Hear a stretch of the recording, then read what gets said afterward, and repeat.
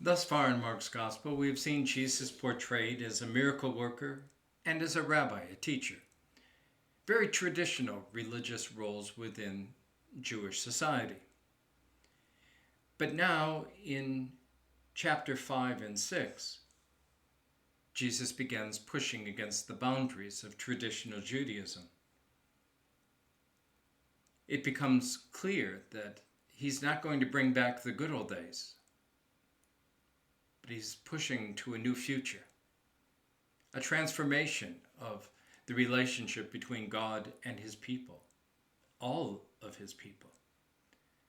And this is especially true of the boundary that has been established between Jew and non-Jew, Gentile, between male and female, between clean and unclean.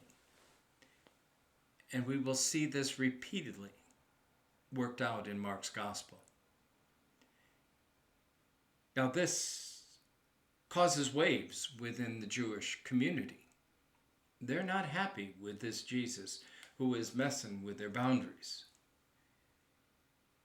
We need not wonder very much because Mark makes it pretty evident about these waves, because at the beginning and the end of this section, he brackets it with storm stories. The stilling of the storm at the end of chapter 4, and Jesus walking on the water at the end of chapter 6. To follow Jesus into this new future is risky business. You better be prepared for a rough ride. We begin on the Sea of Galilee. The disciples and Jesus are in a boat together. A storm blows up. The winds and the waves beat against the boat, threatening to drown them. And the disciples are very upset because Jesus is sleeping it off in the back of the boat. He seems to be terribly unconcerned about their fate. They finally wake him up and said, "Don't you care if we're perishing?" You can hear Jesus go, "Oh God, here they go again." It's just like the people of God back in the wilderness with Moses. They just don't get it, do they? He gets up, he calms the waves and tells the wind to shut up. And there is calm, shalom, peace. And the disciples are amazed, confused. Jesus says, "What was the big deal? You were never at risk. Have you no faith? Don't you see who's in the boat with you?" And we're left with the question, who is this that even the wind and the sea obey him? It's kind of a rhetorical question for us because we know the answer to that question. It's very clear in Scripture there is only one who is able to control the wind and the waves. It's God. The God who brought the people out of exile and Exodus. This is the God who's about to do a new thing. We don't have to wait long. Jesus hits the shore and suddenly he is encountered by a man possessed by many demons. This man has been running around naked in the cemetery for years. They chain him up, but he breaks the chains. There's nothing they can do about him. Jesus confronts the man. Actually, he confronts the demons. The demons beg that he not kill them. He asks for their name to get power over them. The response is, "Our name is Legion, for we are many." Jesus commands the demons to leave the man. But rather than just floating in air, they ask to be sent to the swine, the pigs, the uncleanest of unclean animals. And Jesus obliges, at which the pigs all run off the cliff to their death. People are amazed because they suddenly encounter this man in his right mind, fully clothed. Wow, what a miracle. But Then there are the pig farmers. They're not terribly happy with Jesus, and they ask him to please just keep on moving. You see, this transformation stuff, this radical healing, this messing with the boundaries, bad for the economy. Keep moving, Jesus. And he does. As he's going down the road, he's encountered by a leader of the synagogue, Jairus by name, well-respected religious leader.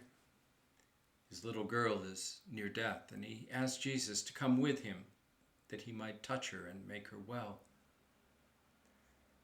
Well, a huge crowd is following him.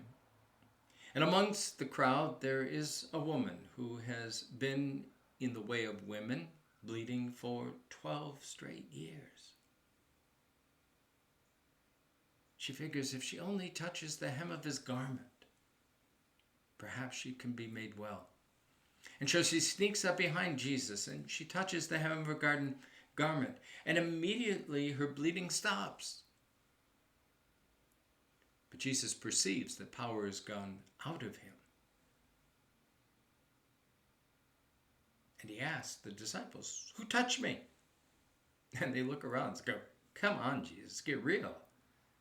Look at this crowd. What do you mean, who touched you?" The woman, recognizing that he was impacted by her touch, confesses to him what she has done. And Jesus says, "Your faith has made you well. Go on your way." Now, meanwhile, while all this has been going on and Jesus has been delayed, the entourage from Jairus' house comes and informs him that his daughter has died. Don't trouble the Messiah anymore. There's nothing that can be done. Jesus says, "Let me go with you anyway." And so he goes, and on finding the professional mourners already in full steam, he questions what the commotion is all about, because this girl is not dead, she's only sleeping. He asks to be taken to her. They go upstairs and find the girl lying in bed. Jesus takes her by the hand and says, "Talitha kumi," little girl, get up, arise. And she does. And immediately she starts walking around. Now, she was 12 years old, so that's not a miracle in and of itself. But she is made well. Jesus continues on to his hometown, and there he begins preaching and teaching in the synagogue. Some people are impressed, but a whole lot of the folks go, we're not sure about this. We know his mom and his dad, his brothers, his sisters. Who's this guy think he is? He's just one of us. And Jesus remarks, it's like the old days. A prophet is not welcome in his hometown. He can't even do a miracle there. They just don't get it. They're unable to see.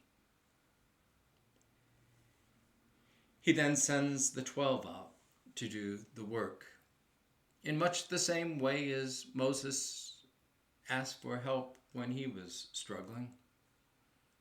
He sends them out, but says, "Go light. Don't take a whole lot with you. Depend on the generosity of those in whose company you find yourself. Heal the sick, cast out demons, do the work of the kingdom. And if you find no hospitality, if they don't want to deal with you, just shake the dust off the sandals and keep on moving. Because it's more important that you keep on moving.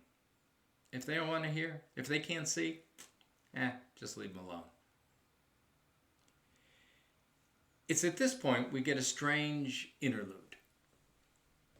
The death of John the Baptist. King Herod, was upset with John because John was upset with him in his recent marriage to his brother's wife.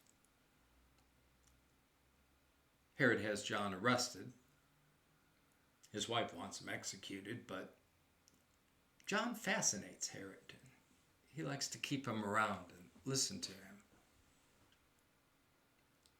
It happens that one night he's throwing a party, and his wife's daughter dances. I'll leave it up to your imagination to conceive of what this dance might have looked like, because it had a great impact on Herod and his friends, so much so that Herod offers her anything in the kingdom. She goes to Mom, what should I ask for? She says, the head of John the Baptist on a silver platter. And so she does, and Herod is greatly troubled. But he's made a promise in front of all of his friends. What's he going to do now? Back down? And so he has John executed. And we're told that his disciples take his body and lay it in a tomb. We will hear those words again. Did I tell you to follow Jesus could be risky business? The crowds continued to come. Thousands gather around Jesus. It gets late one night and there's a huge crowd. The disciples come to Jesus and say, Jesus, there isn't any McDonald's around here. We got to send these folks away so they can get back home. And Jesus says, we don't need to send them anywhere. You feed them. They look at Jesus and they go, well, what do you mean, feed them? If we had a whole year's salary, we couldn't buy enough bread to feed this group. Jesus said, how much do you got? He said, well, we've got 5 loaves and 2 fish.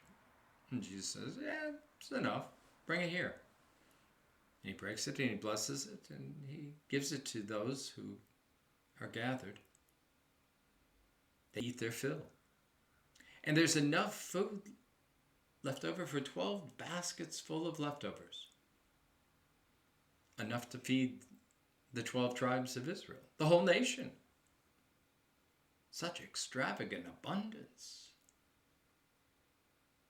It's a foretaste of the Messianic banquet. Another clue as to who this Jesus is. Again, we find the disciples on the Sea of Galilee. This time they're alone. But Jesus comes walking on the water. They look out, they see him. It's got to be a ghost. But Jesus says, do not be afraid, for it is I. And with that, they arrive safely at shore.